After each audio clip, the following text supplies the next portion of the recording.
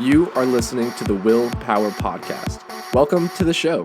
I am Will Holdren, and I talk with some of the most influential CEOs, entrepreneurial leaders, and thought leaders to reveal the secrets that have led to their success. I believe that with the right knowledge and mindset, you can do anything you say your mind to. So if you want to learn how to change your life for the better, if you want to learn how millionaires actually became wealthy, or if you want to develop and start your own business from the ground up with the right knowledge to help you, then you are in the right place because this is the WillPower Podcast. Awesome. So it's been about 2 weeks since our last podcast. How was your last 2 weeks been? Anything new and interesting going on in your world? Yeah, actually, something very interesting in an investment opportunity using AI in the mental health industry. And we have a very significant relationship with everybody's using AI. I'll say that as a caution. But we have an interesting relationship with a couple of guys that I've known for a long time who are at the forefront of using AI and not kind of jumping onto a bandwagon. They've been building things for 20 years, very sophisticated engineers, and they have built a product that can watch an individual interaction, report on it, understand facial gestures, tone, body language, and also, importantly, capture notes that maybe not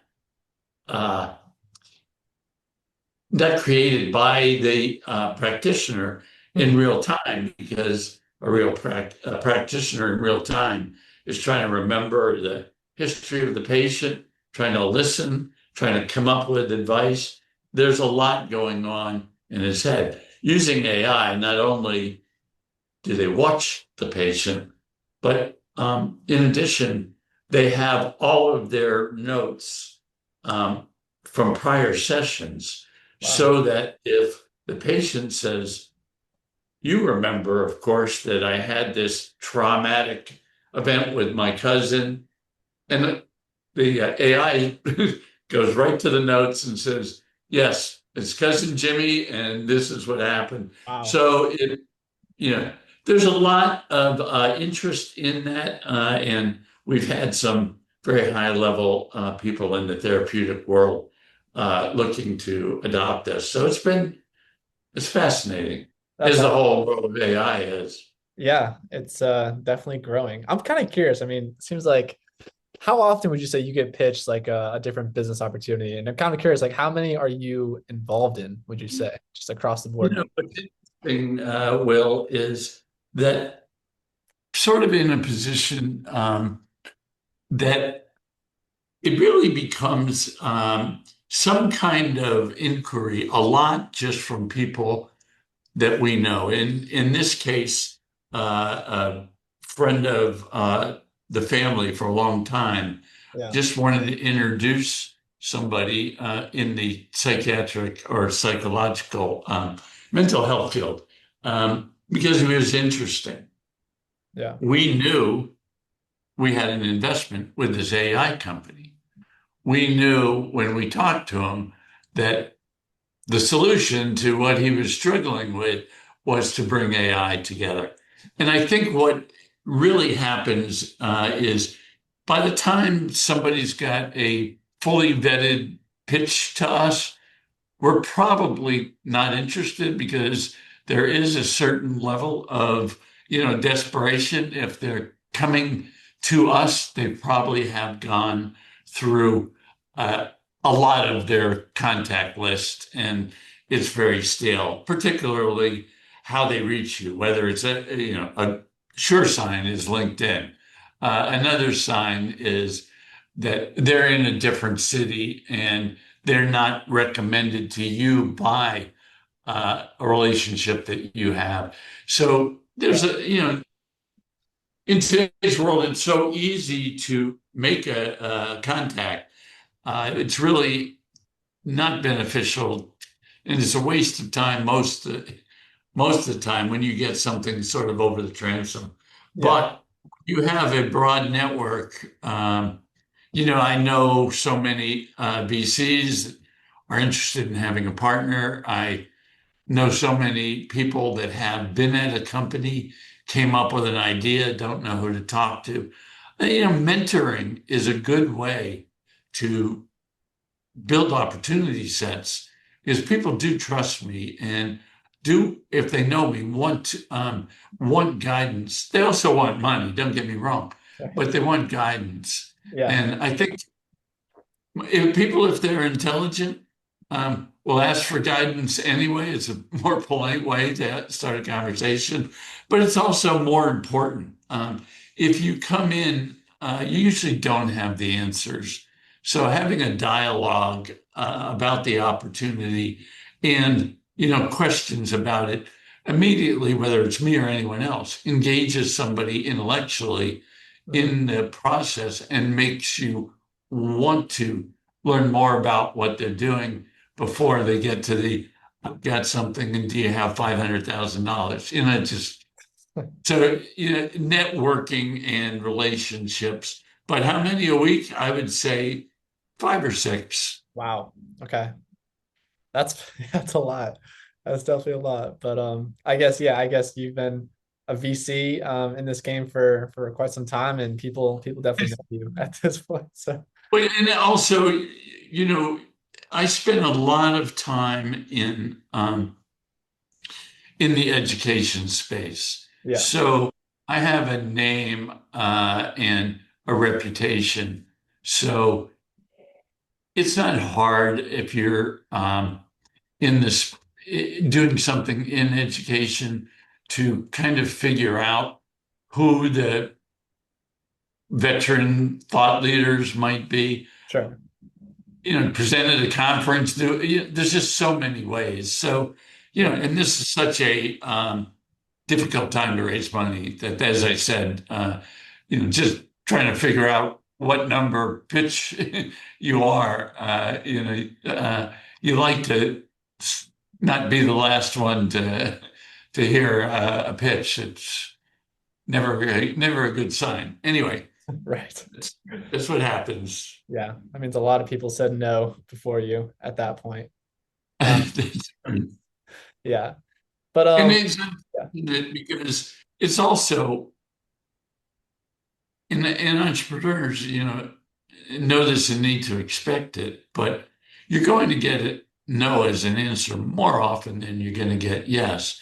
Right. And it's for me, I don't like giving no to an entrepreneur who is really trying to do something that they're passionate about. Sometimes you need to say, this is a no-go. Sometimes you need to say, well, if you did this or that, it might be, a better approach. You have to be careful not to encourage somebody where they believe that they've, brought you into their world and they're going to continue to try to get you to invest.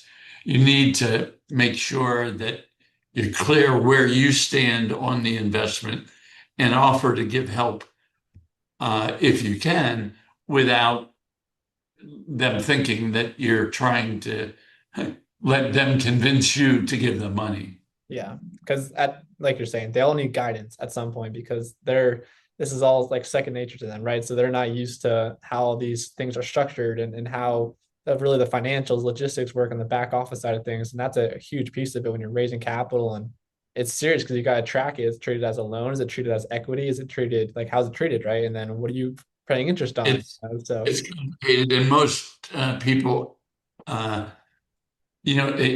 entrepreneur without experience usually talks to somebody in their circle, like a family lawyer, and asks some basic questions. those are really not valuable uh, relationships or information, because this takes a level of sophistication that your ordinary, community lawyer they'll never want to tell you, I don't know what to do, but they will give you advice that is not based upon current or valuable information. You need to find somebody you trust, or if you have the financing, and you can get a significant law firm. That's helpful, but expensive. It is, yeah. But to your point, you got to have good guidance out of the gate, or else that can really bite you down the road. Right. And yeah, so along those lines, one of the things I wanted to bring up today and talk about is really how these entrepreneurs should be structuring the way that they're raising capital from, initially a lot of times it's friends and families, and then a lot of times they go up to angel investors and then maybe VCs once they get into bigger amounts of capital. But starting Yeah, out, what is the best way for them to structure a company to be in position to raise capital? And what do you like to see as a VC, like an S corporation, a partnership, or a private fund? Or I think that you're asking some good basic questions. If you are raising money, you have to start at a C corp. It just will not. That structure of whether it's an LLC or a partnership or an S corp, any of that, if you have an idea that is going to require funding of significance, and you're going to reach out to VCs, all you're doing is one, showing them that you don't have a big vision, or two, requiring a reset in the structure. Most VCs, Hmm. this is an interesting point I'll just dig into for a second. Most VCs have restrictions. They can't invest in an S corp or an LLC. A lot of their partners, particularly if they are um, uh, any offshore entity or any not for profit, and not for profits are a big source of investment, um, but they have restrictions around what they can do, especially in education, where there's a lot of the funding in education comes a lot from the companies that were lenders to students and have a lot of money, and they have become investors in the space and build that way. So it just, the only thing that keeps you open to whoever shows up is to start with a C corp. And as I said, it shows that you've got a level of sophistication and that you're planning to do something more than get a small group of friends together and build a company and then sell it. It's just, it's an indication that you are ready to hold court with a serious investor. Yeah. So let's take that as a given. And let's also just set the backdrop that this is a very, very difficult time to raise money. There was a similar difficult time, which I'll probably refer back to as we talk. You can imagine after the dot-com bubble burst, the venture capitalists had leverage on their side. They could negotiate and structure deals that were punitive to the VC, because the VCs were weak, wounded, and desperate. And I can talk a little bit as we go on. Right now, the most difficult thing is just finding investors to begin with. We all know that it takes a certain amount of capital to just put yourself in a position to raise capital, whether that is on legal or whether it's trying to get whatever you're working on in the kind of shape that you can demo even the simplest version of it, or put a deck together that expresses what you're doing. And that kind of money is really, what you would do and labeling in this business is, for silly reasons, is more significant than you would expect. People are very hung up on what you're calling around. So the first thing you do is you call this a pre-seed, and you get enough money from colleagues, your saving account, friends, family, whatever it takes to get yourself in a position to bring an idea forward to what we would call a seed round. In conventional markets, a lot of a seed round is funded by seed investors, what we often refer to as angels, which is not quite the same. You can have a venture capital fund that does have a seed component to it, but you can also have angel investors who are unsophisticated usually and are kind of in a lot of, you have these investment clubs, and it's kind of like buying lottery tickets, and people sit around and I heard about this, I heard about that, and they all, put their $10,000 in, and then you come up with 100,000, and that's called a seed investment. Those tend to be by nature not very sophisticated investors. Those investors at the moment are quite burned out, and I'll tell you why. When you have an upset period like we did over the last few years, and the upset in that market has been that a lot of companies were somewhere on their progression to raising capital, A round, B round, C round, whatever it was.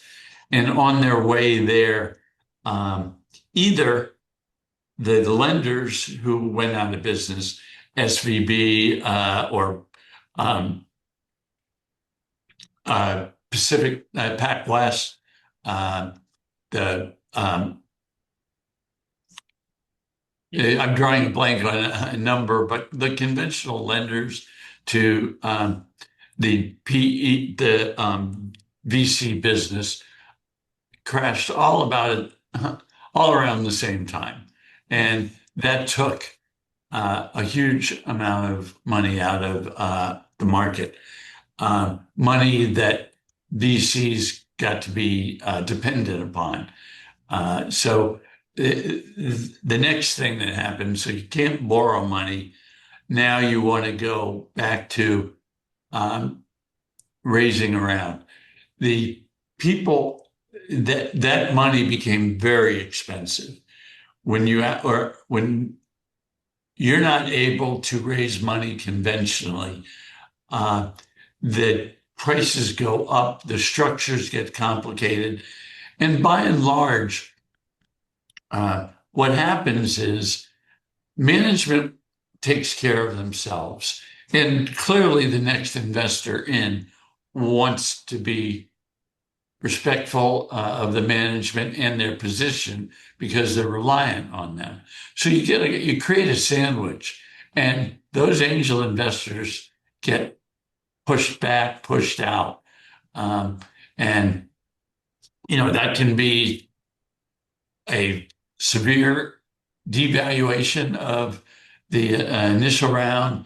It can be a multiple that people invest in. They say, we will put in a round, but we need to do something that's called a participating preferred, which means I say I want to put in 500,000 into a company. I say I will give you a participating preferred. Well, let's say the company is valued at $2 million. I will give you participating preferred. I will value the company at $2 million. So in theory, I own 25% of the company, but you have to pay me my $500,000 back, and then I will own 25% of the company. That's called a participating preferred. The other thing that might happen is a multiple. I'll give you $500,000, but I have first money out plus 2x on that money or 3x on that money, depending how desperate the entrepreneur is and how difficult to balance. You really want to avoid that. And the way that you avoid that, really, as I was saying to you before, it's how you get started really depends upon how you finish. So you need to be very aware of the pathway that you can take with your business. You need to understand what it's going to take to get to every benchmark that will allow you to get to a more sophisticated investor and a higher valuation. So what does that mean? It means if I think I need 200,000 to pay my lawyers and to pay, in the old days, you used to have an engineer to do your software. With ChatGPT, if you've got even a friend who's sophisticated enough to do coding, it's not expensive. It's very fast.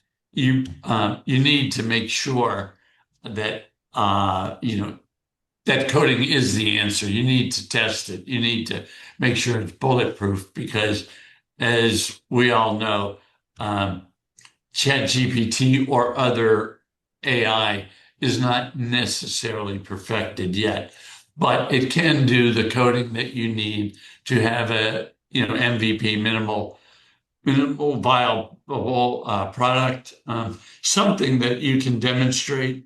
And so whatever those costs are to get there, to build the deck, to have some walking around money, you might have to be flying around to talk to people. You might want to go to a lot of these, something like a conference that might cost you $1,000 for an entry, and maybe $1,000 to get there and spend the night. And you might have to go to several of them, but those are places that you may meet people. They may be presenting, or you may find places that you can apply to be a presenter in kind of like just a rapid presentation, and you give a pitch, and then maybe somebody will listen to it, or maybe you set up a booth. All of those kind of starting steps, they take time, they cost money. You may also have, you don't want to be alone. You want to prove that you've got some type of corporate vehicle in motion that has, capacity. It's good to have a co-founder with the founder. It's good to have somebody who is got some expertise in your field that may be the program developer, just something that indicates that you're not alone and you've got a team that nobody wants to be left investing in something that doesn't have a team, because things happen in the real world. You need to know that there's some security if something untoward happens. And it does. It's a real world. Yeah. So you want to have that. But then once you have your pre-seed money, we'll call it, and you have that um, set out, when you do that, you're going to value the company for those pre-seed investors at something. I said $2 million. It's not a bad starting point. That's something that people are used to seeing. Um, that, for an idea that they believe in, $2 million is kind of a good benchmark in hot markets. It's been as high as $5 million for an idea. Those ideas, by the way, have to be scalable, have to be tech-based. It's very hard to raise money and put AI in there somewhere in your name because people will not, we had this with blockchain, when that first was a word. Yeah. People just put blockchain in there, we're using the blockchain. Oh, okay. So, I can invest in you. At least you get somebody to read the deck, Right. So anyway, AI as a tool, in however you're using it, it's much better if you have it really integrated so it is not just a tool like if you and I were starting a travel agency, and we used AI to find out what the person on the phone wanted when they were leaving, and gave us all of that information, and then all we had to do was book it. And so, that we didn't have to answer the phone. That's AI, but that's not going to get you anywhere. Yeah. AI, as I was describing, at the outset, that really is transformative for a business and is substantively doing something beyond what a human can do for themselves or a multitude of humans can do for themselves. That's authentic AI. If it's just a cheaper way to go to market because you can replace some of the individuals that you would have to have, that's good, not great. Yeah. Real quick too, just to cut in real quick. So it's interesting to me you said C Corp. I think a lot of people when they start a business, they immediately jump to LLC partnership, mainly for simplicity purposes, but S corporation literally means small corporation, but C Corp, like you were talking about, is for the bigger ideas, the bigger funds, the bigger capital you Well, want. I would say, most of whether or not, you and I can start a big business and call it a partnership or an LLC. We can call it an S corp, but all of those are flow through entities, Yeah. so that the taxes go. There's no taxes at the corporate level or the LLC level. The individuals have to do that. Yeah. One, that means that each individual's got the obligation to figure out their tax return. They need an accountant. They do that. As I said, there's also prohibition against people doing, depending on the entity or the country of origin. There's prohibitions, but in general, you don't want an S corp if you're scaling, because you get into a situation where your investors at some point, hopefully, and they're only in it for this part where you're distributing capital to them. And then you get into the position where an investor gets a tax bill and maybe no money. It's just not it's fine if you and your friends start a law firm or whatever. It is not good if you're starting a business and you're trying to find capital, and it's a big enough idea that you're going to go to venture to scale. And by the way, it's very hard to get venture capital if you don't have a big idea. Yeah. Going back to, so now you take that $2 million valuation, you've given away 25% of the company to the pre-seed investor. You still retain 75% founders shares. you then need to think very carefully. When you build out your business, the last thing you want to do is run short of money. But the second to last thing you want to be perceived as is being inefficient with your capital. Yeah. That means you need to plan out, even though you most likely won't be able to match it, but plan out a 3-year, even a 5-year time horizon. Where will you be when you need the next round? How much money will it take to get you there? Always remembering that there will be, however successful you think you're going to be, there will be all kinds of pivots. There'll be all kinds of setbacks. You don't want to be overfunded. This is the most expensive money you'll ever get in terms of the return on it from the investor. And two, if you have too much money, it shows that you're inefficient with capital. You've got too much money for what you need to do to get the business to a next funding. And everyone knows if you're going to build a big business, you're not going to bootstrap it. If in the old days, you could bootstrap, and that was 20 years. And that's great if it's a family business. It's not great when you have outside investors. Yeah. So plan it out.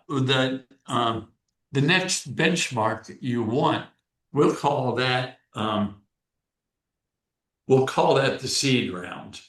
That's maybe when you're looking to raise $3 to $5 million.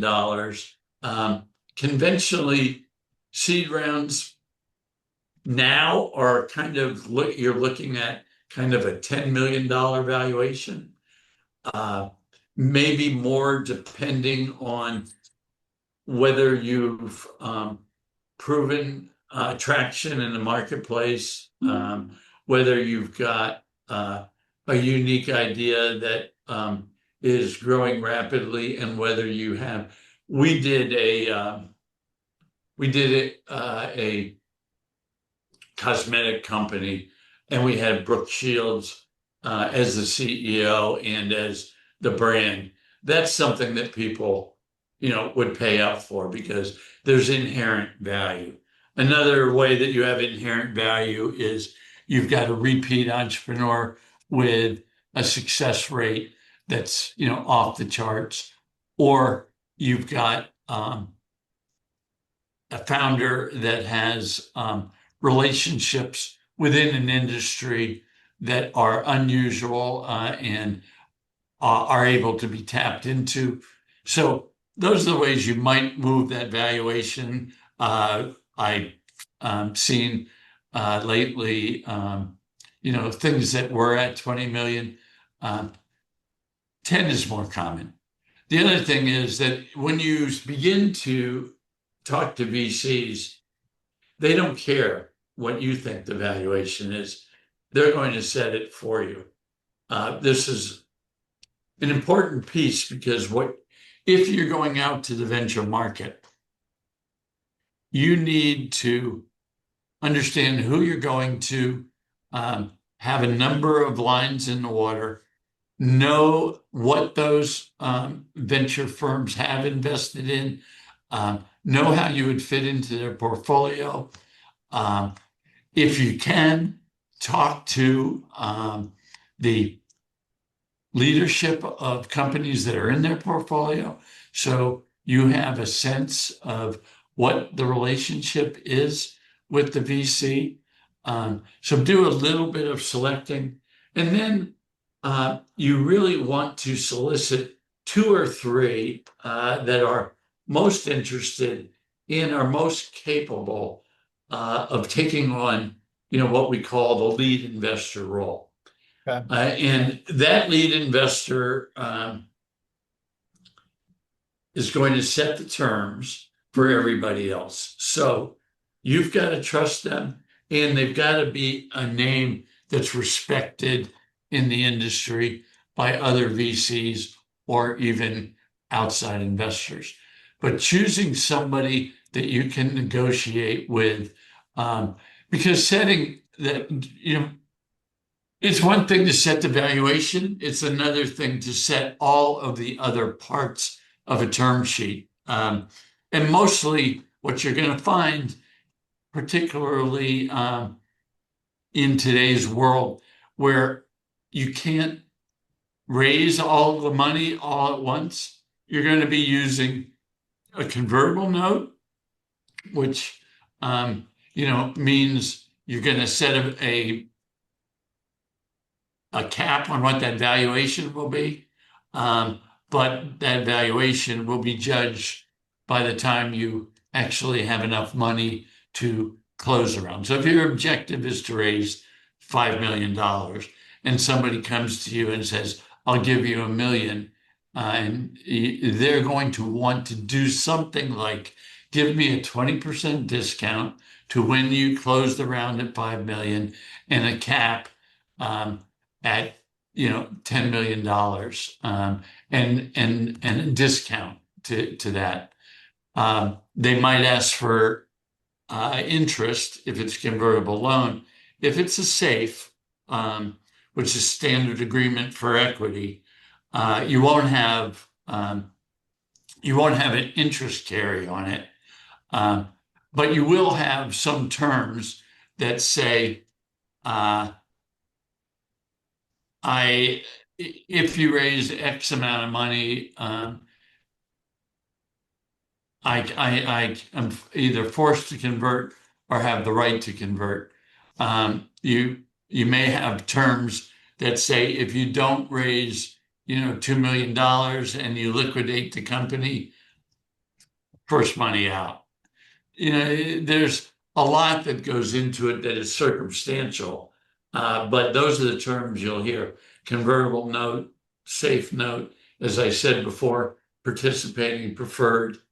It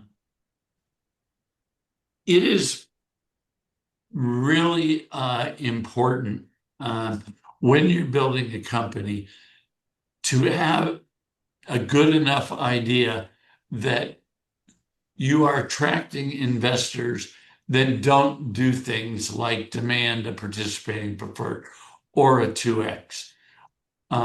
Those are things that they're in your back pocket if you're desperate, particularly if you're stuck and you can't raise the next round. And by that time you have a payroll, so you've got a clock ticking, and but those are indications of weakness. And I mean, one thing, you can never raise money without admitting your weakness.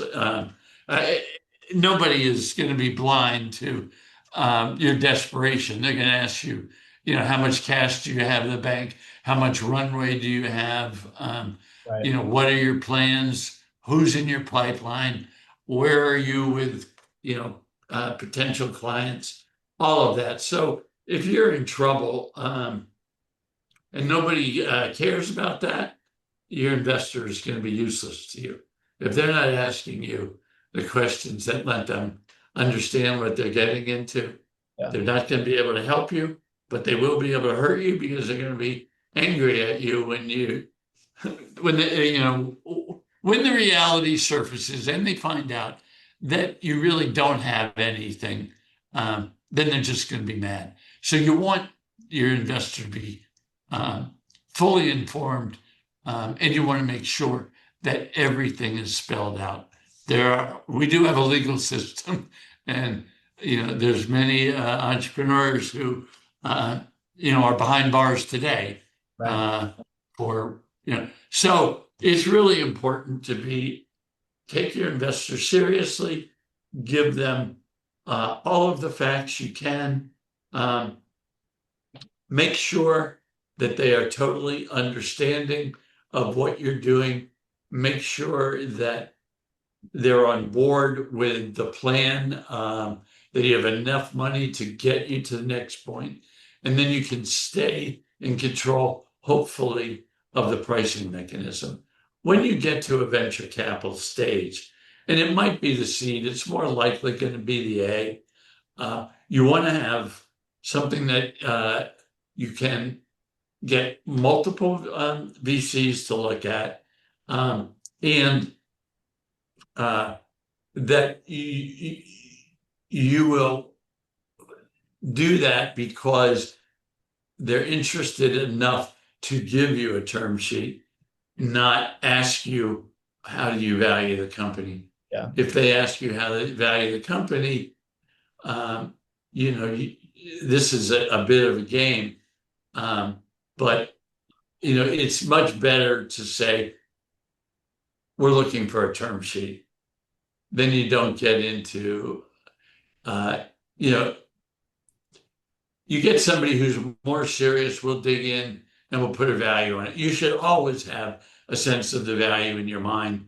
And the sense of the value in your mind really has to relate to what is something that we don't do anymore. But this people of my generation, I don't know if you know the Graham Dodd, analysis, but essentially, we used to look at companies and say a company is only as strong as the value of their future cash flow. So essentially, what that says is take a model, and the model may come from the company, understanding that when you present that forward, they're going to haircut that for conservatism. And they'll look at what you think the projections will be a few years out. And you're building a big company, so you can't be shy. But just mathematically, if you're looking at VCs used to say that they're looking for a 30% IRR.